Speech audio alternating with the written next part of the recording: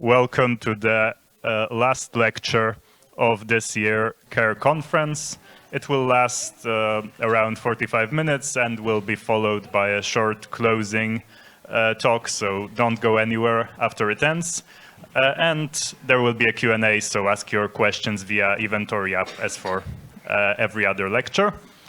And presenting will be two speakers. They are both members of Відкриті клітки, which is the Ukrainian subdivision of Anima International. Also Open Cages Ukraine is the other name. And the speakers are Alevtyna Kozachok, who has been part of Open Cages Ukraine since 2018. She has led two plant-based campaigns and is now the acting head of organization. And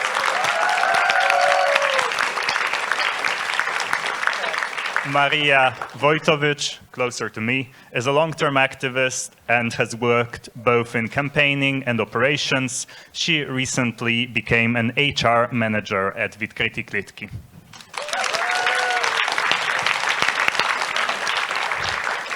The talk will focus on successes and challenges of animal protection movement in Ukraine during the ongoing war. It is titled, What About the People, Though? Animal Rights and Plant-Based Advocacy in War-Torn Ukraine. Please give a round of applause to our speakers.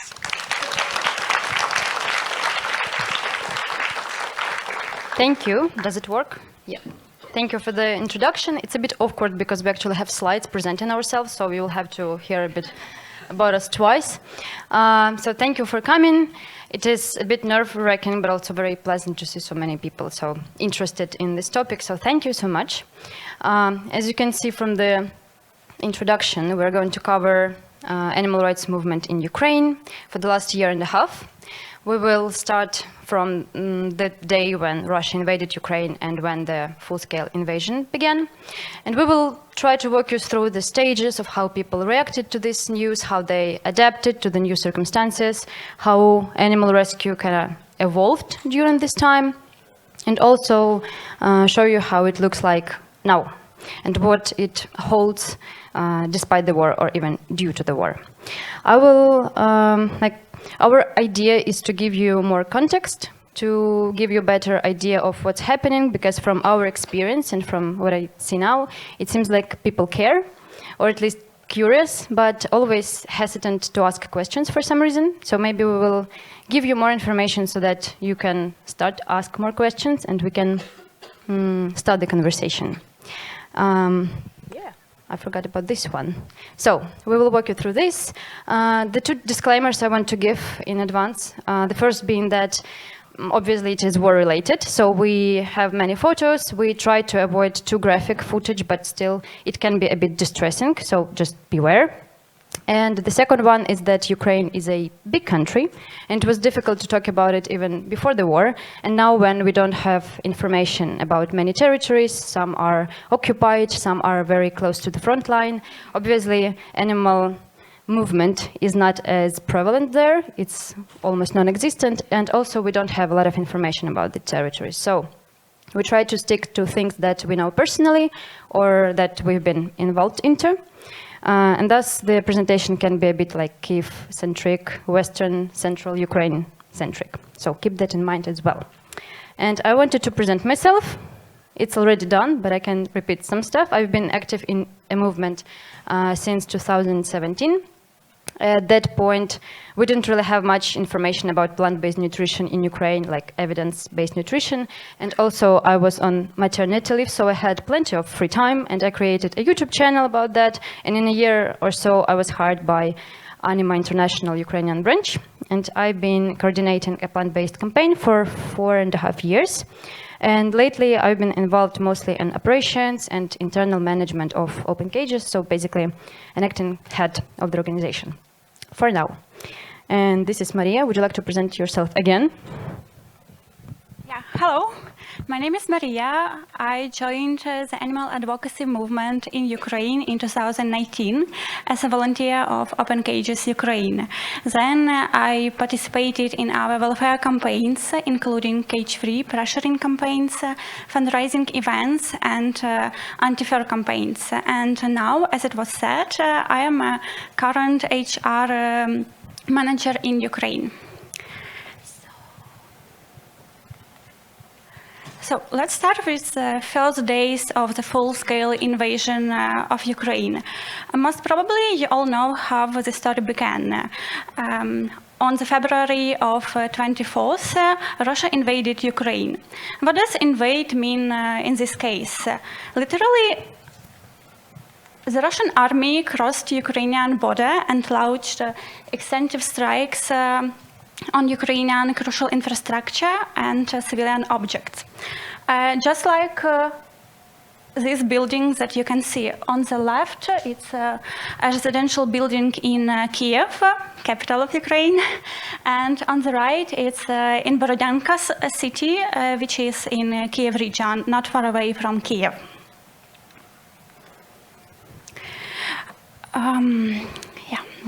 By the end of the month, a significant area was occupied. The Russian forces gained control over the Chernobyl nuclear power plant, continued to launch strikes on Ukrainian cities, and also committed mass murders of Ukrainian civilians in captured settlements.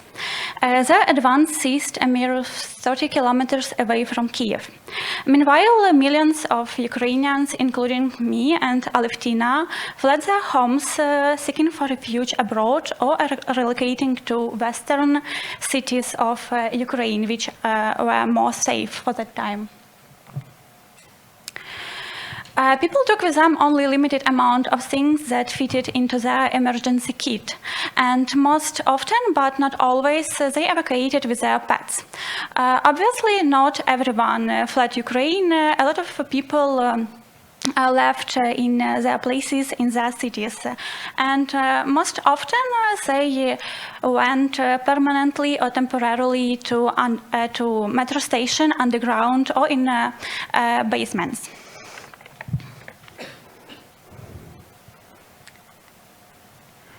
Okay, time has sped up to unprecedented scale.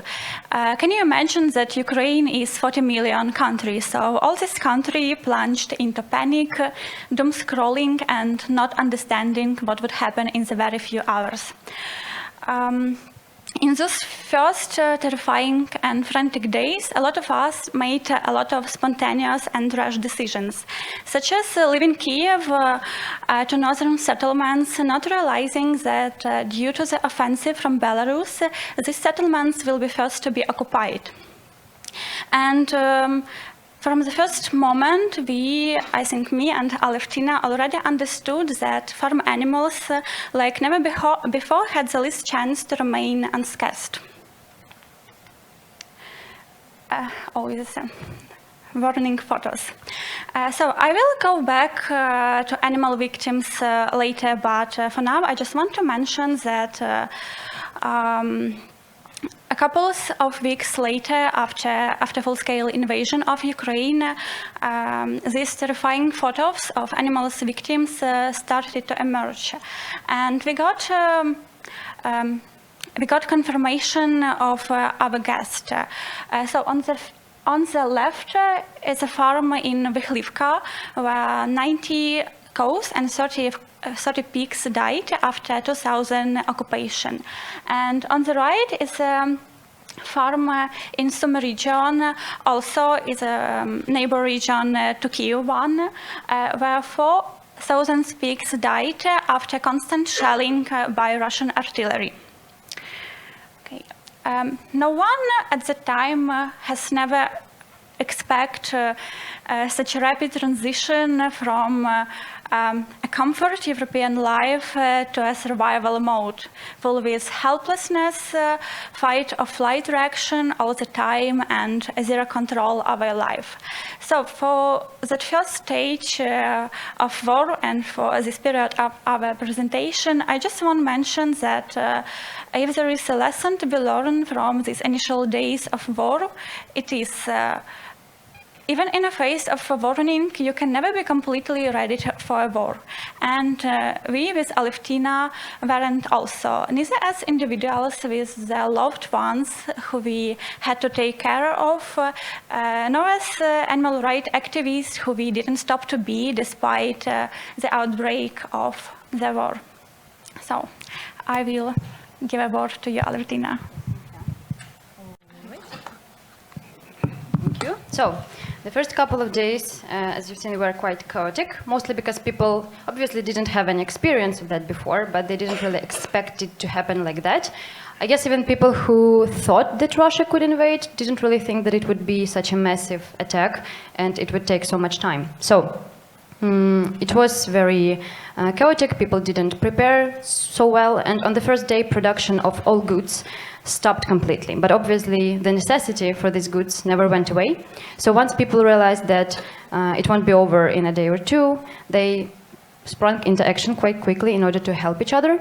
Particularly, the food producers were the first one to kind of unite in order to help people who were stranded in underground stations, in basements, and in bomb shelters.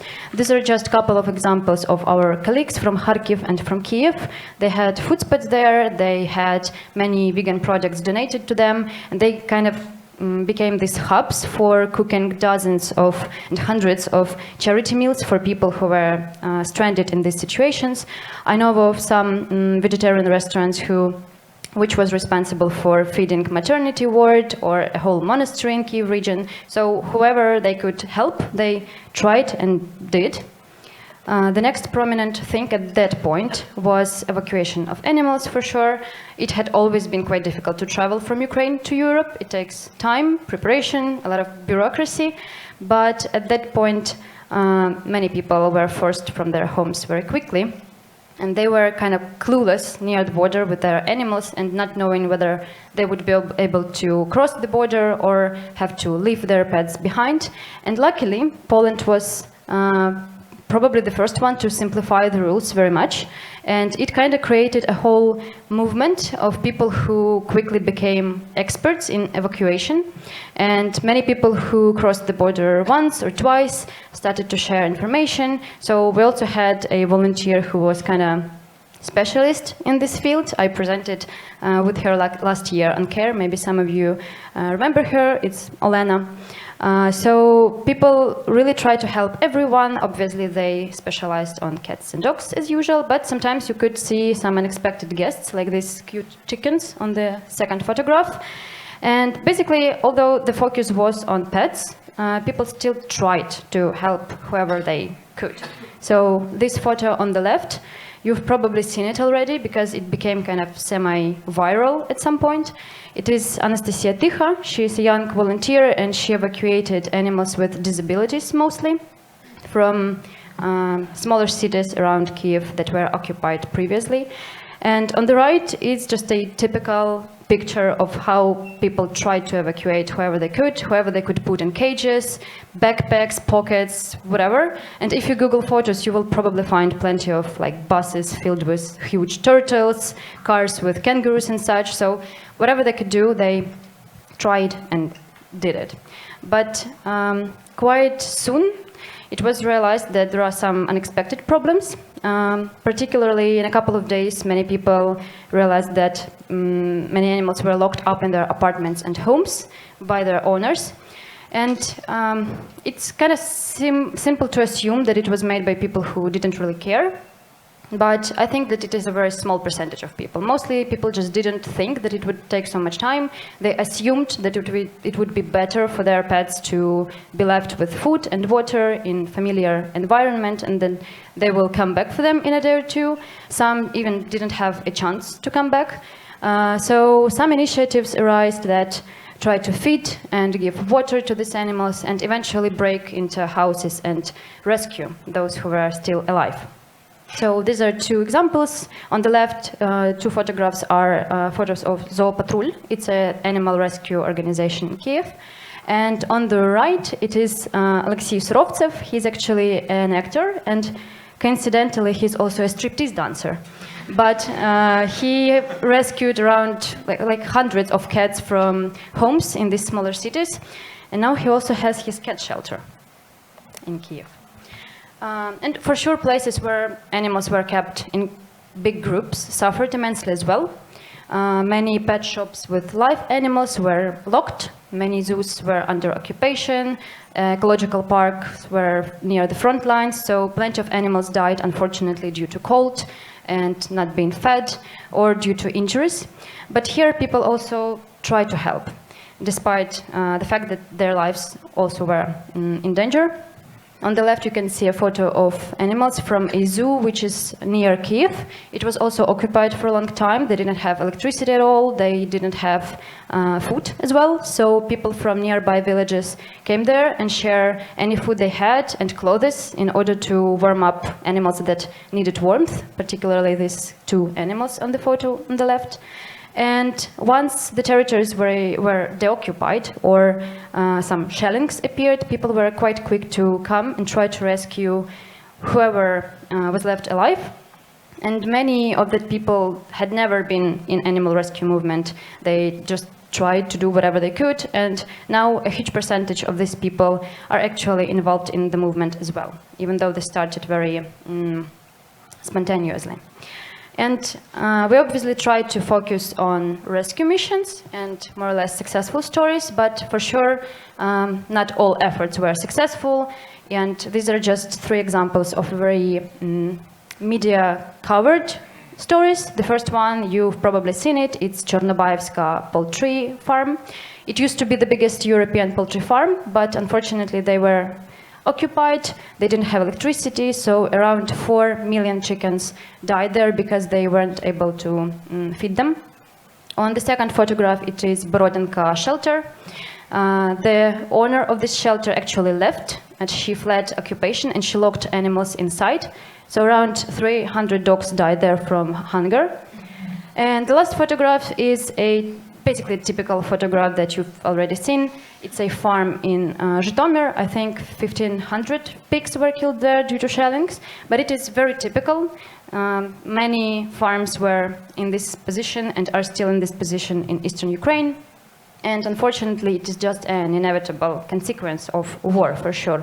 But I also think that it is a consequence of it's a sign that we kind of failed these animals during this period, and still, simply because for some animals we care a bit less, usually, not we, of course, but most people, and also because we still live in a system where we keep animals with such quantities in one place. So this is a typical picture, unfortunately, and I'll transition to the next step for Marichka.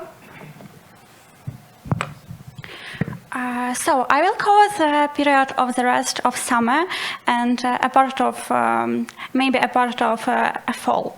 So at the end of spring, people began to slowly return to a more stable life. We consider here that the 9th of May can be called such a turning point in Ukraine. This date, if you don't know, refers to a corrupt celebration of a victory cult in Russia. So in regarding to that, we in Ukraine expected at least a new massive offensive, or at most the use of nuclear weapons. Fortunately, our worst expectations weren't fulfilled.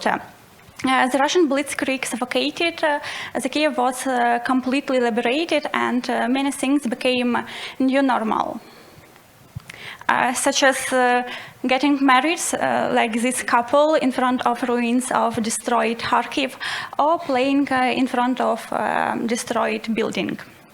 Since that approximate time, emotions fell by wayside, and we start to look for ways to help farm animals in these new, more complicated conditions. By mid-April, we already knew from our official sources about 15% decline in the field of industrial farming. The next step we did was conducting a study on changes in the livestock sector and how military actions influence farm animals in Ukraine.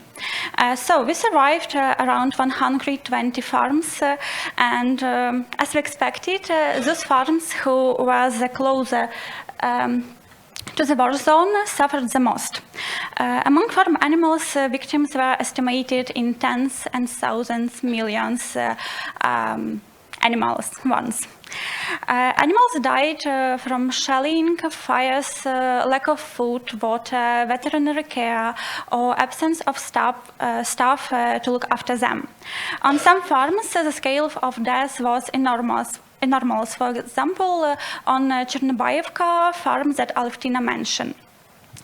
Also, new, previously invisible areas for work started to emerge. The animal advocacy movement in Ukraine lost in its numbers. Firstly, because many people left Ukraine, obviously, but also a big portion of activists from animal rights circle joined the army of Ukraine. So for these people, new problem started to occur. For example, in Ukraine, we don't have still special vegan military rations. So actually, when these people are on the front line, they basically don't have what to eat except some animal products. This is the point where we came into action. We supported a promotion of a petition that Ukrainian vegan servicemen launched on the website of the President of Ukraine. It was aimed at introduction vegan and vegetarian rations into Ukrainian army. The petition collected 25,000 signatures and got President's response. A half a year later, first samples of vegan rations were tested. Unfortunately, the changes to vegan military rations have not yet been made, but we believe that this case is illustrative due to the public resonance it caused and to the number of vegan or vegetarian dry foods that Ukrainian private companies have begun to develop and produce. And moreover, by the third month of the war, humanitarian aid delivery routes greatly improved, and many shelters were able to get animal feed or medicine faster and easier. And during this time, animal rights activists got the hang of evacuation animal abroad. For example, Olenka, then Alevtyna mentioned, this petition, 25,000. Yeah, Olenka, she's our colleague, and on both photos, she's on the left side. She became professional in this field and carried it out as quickly as possible. So, and we are moving to what we consider as new era for animal rights movement. Thank you. So, yeah, it would be almost last in terms of the story. So, I think it took around 6 months for people to kind of get back to a new normal, get used to the fact that what we have, and also it took a lot of military action, a lot of international help for them to feel safer in their cities, to come back, to resume the work or volunteering, and thus many initiatives that were kind of spontaneous and reactionary became systematic. Many new initiatives appeared or resumed their work. So At the moment, we have plenty of organizations that are active. One of them, you maybe have met them if you've been on, I guess, EVA this year. It is Lviv Vegan Kitchen. They've been active in the movement for years and years, but they officially registered just 2 or 3 months into the war, I guess. And they specialize in cooking plant-based meals for temporarily displaced people, as well as sending products to vegan and vegetarian military personnel. Next is vegan organization Kожна Тварина. They are also sending constantly products to vegans and vegetarians in the army, but they also organize these festivals, which kind of is very illustrative of this era when it kind of combines what we are used to, but also with a new kind of context. They organized vegan weekends, which are small festivals in Kiev that are aimed at promoting plant-based products, but also collecting money for different military needs. Your animals are as active as ever. You also may have met their representative last year. They obviously don't work with farm animals too much, but they are a very important part of Ukraine in terms of raising awareness and helping other animals, evacuating them, sterilizing, vaccinating, so on. And they also established a Ukrainian Animal Protection Award last year, and many activists that were very active in this reactionary stage were awarded, particularly the owners of only two shelters for farm animals in Ukraine. Particularly Voitovych, it is one of these two shelters, it is the biggest one, and what is important is that they have 2 branches, and one of them unfortunately is still occupied, yet they are active. They are a bit secretive about this, obviously, but they still collect money for farmed animals, they rescue them, and for those of you who are interested in help to individual animals, they are always open to this financial help. And also, veganism is still there.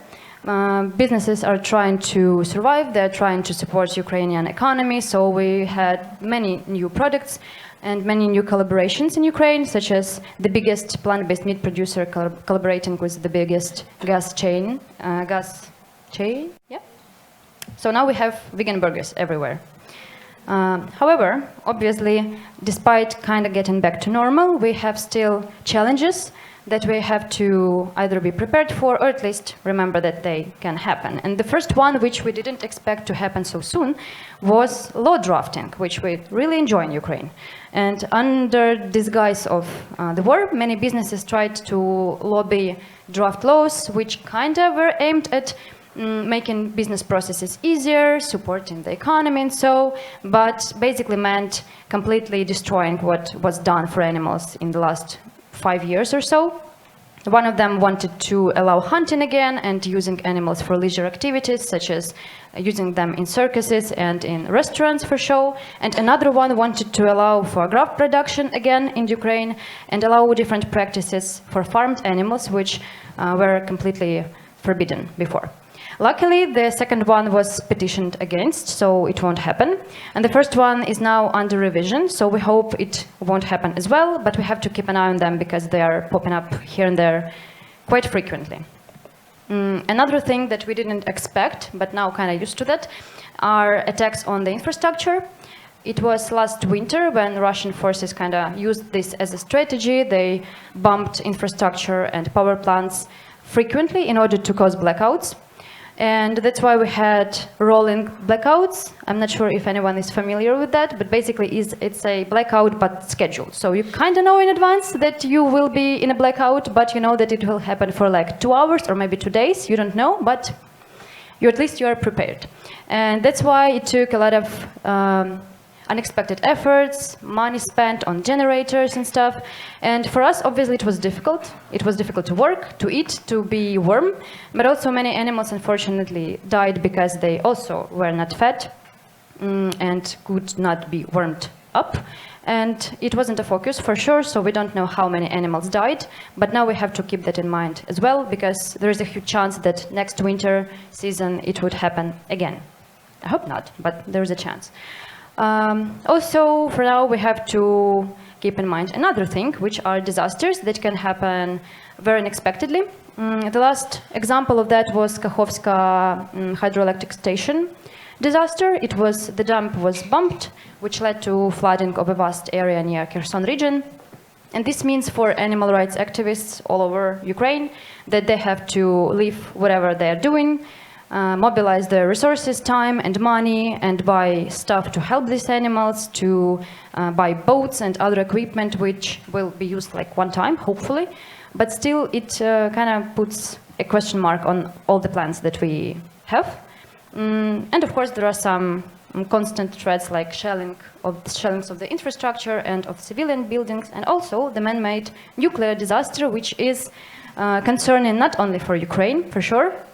On the last CARE conference, my colleague and I were talking about the consequences of war in Ukraine for Europe and the world, and now we finally see them, because the position of the global doomsday clock is as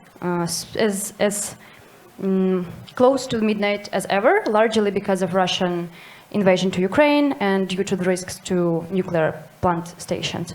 And also, it has a very big influence not only on animal activism in Ukraine, but on the whole world, because many resources and investments that potentially can be allocated towards animal help and animal welfare probably would be relocated at least partly towards more prioritized issues, such as prevention of nuclear disaster or prevention of World War III.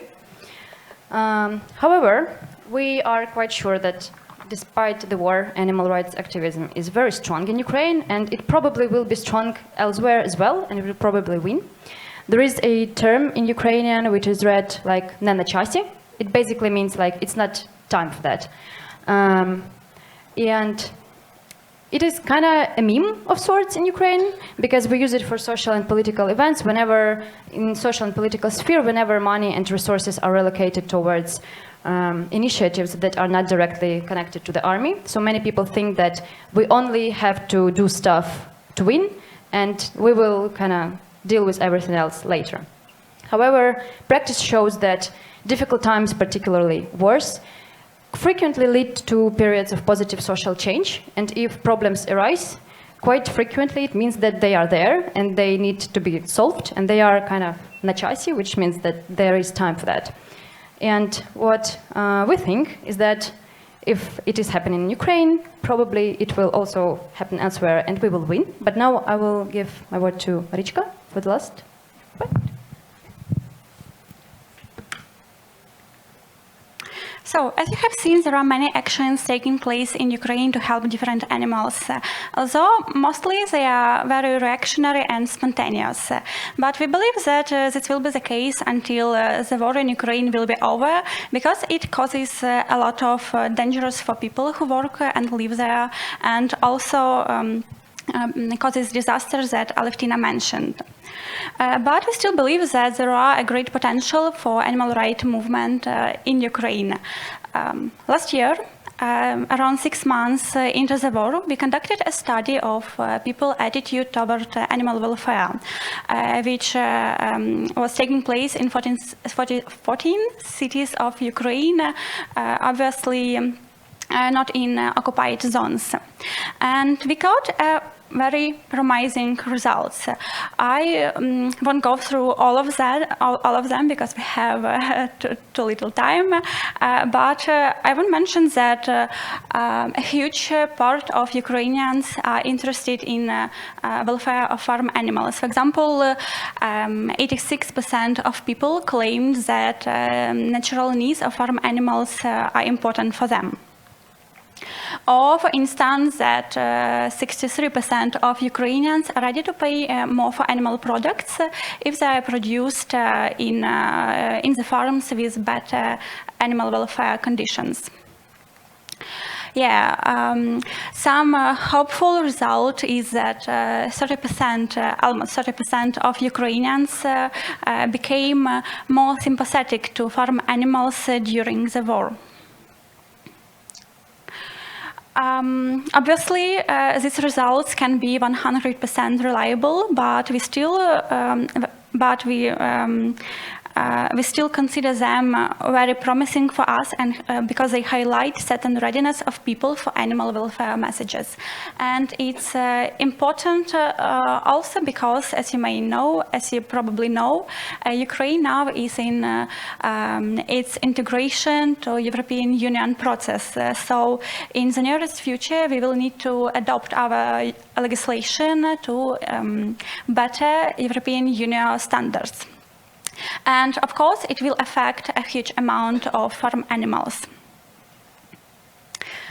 Okay, to be short, Ukrainians lack knowledge about animal welfare, but they care about it, and it's open for us many new potentials that can affect farm animals. Also,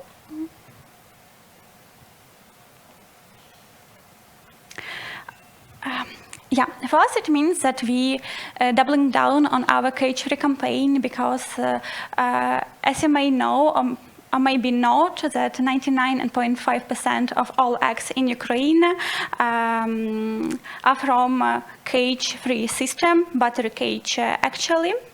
That is, this is a system that are forbidden in Europe, but we still have these millions or billions of eggs that are come from battery system. And recently, we resumed the work of our Cage-Free Alliance.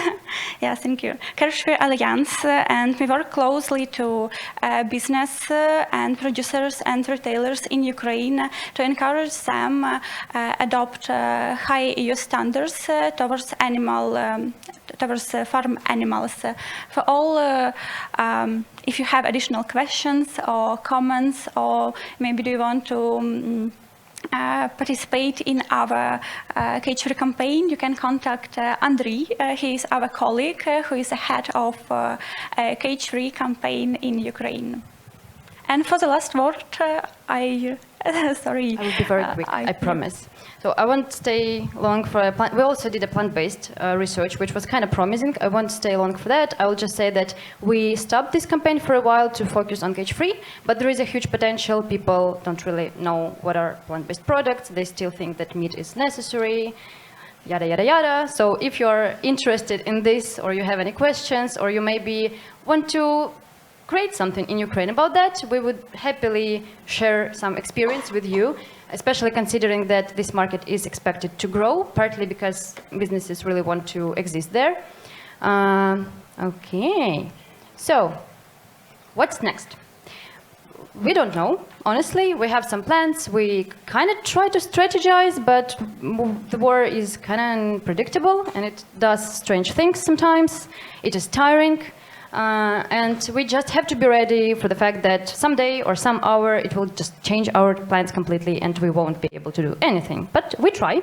And what we know is that animals need help today as much as ever, that farmed animals are neglected as much as ever as well, that there are plenty of ways to help animals, both reactionary and systematic. I know pretty well that people here are fans of systematic and institutional change, but war is kind of in the gray zone, and sometimes it makes you do stuff that you never expected to do. And what we also know is that people care about animals, even when they are in distress themselves. And we continue to work, many organizations continue to work. I hope more initiatives will appear in Ukraine, but still the most important thing is obviously to end this all. So what we want you to do after this speech is to go home with 4 thoughts. The first one is that we really need to stop this. So if you can, please keep talking about the war in Ukraine, keep media interest, and donate to some initiatives that kind of sink to your heart to close this to an end as soon as possible. Also, keep fighting for animals, please, because there is always time and space for that. We know from experience that there is nothing that can happen that will make it less important, and they're still voiceless, they still need our help, and if you have an ability to do that in your country, just please do. Please learn from our experience. I hope so much that you will never experience things like that, but we live in a climate change era, there is a huge possibility that your countries probably will have some natural disasters or some extreme weather conditions that are not that dissimilar from what is happening due to the war.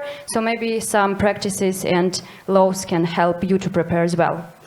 And finally, just have faith in humanity, because practice shows that people tend to unite, tend to care, even when it's really, really scary. And if this is not an example of our ability to do that, I really don't know what is. So it kind of gives us hope, and I hope it will also give hope to you. And if you are confused, these dogs are not dead. I just realized that it looks kind of scary, but they're not dead, they are tranquilized. It is a Kakhovska hydroelectric station situation where people try to rescue them. The guy on the right is a small rabbit rescued by military personnel. There are also many situations like that where they rescue wild animals. And the guy on the left is actually very cute because he has a guinea pig. It's probably not seen here, but there is a video of him. He's a worker, a firefighter who was working after bombing in Kiev, and he found this guinea pig. And there is a video of him just petting it and being so happy.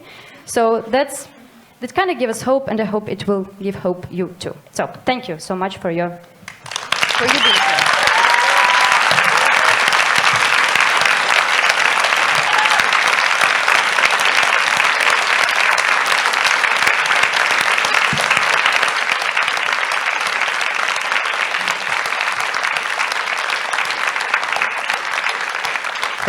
Thank you both for the presentation.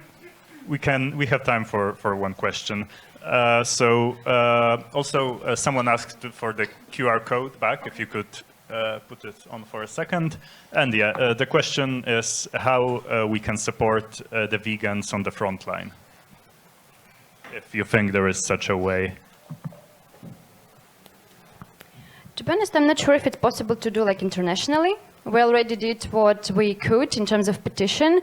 I think if you have contacts with producers who are ready to maybe have good prices for such things as vegetarian meals, ready meals for military, that would be nice. Obviously, we don't have too many vegans and vegetarians in the army, but they're still there, and there are many of them. So if we have some contacts with producers that do it not for all the money in the world, I think that could help, for sure. Yeah.